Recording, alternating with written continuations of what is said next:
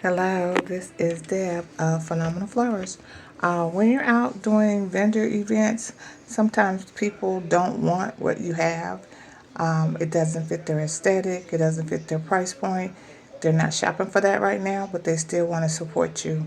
So I sell things that I call smalls, just a little something that says, hey, I stopped by that table and I love what they had, and this is what I bought.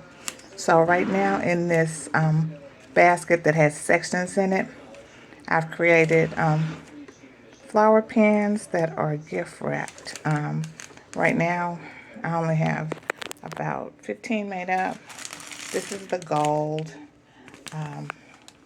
The gold. I call it the gold. It's really orange and gold, but I really like the combination. Okay, I'll pick it up later. And then next, I have the bright red. Okay.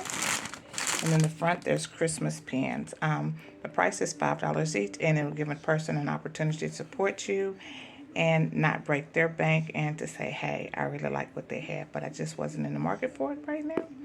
So thanks for watching. Don't forget to like, share, comment, and subscribe. Have a nice day.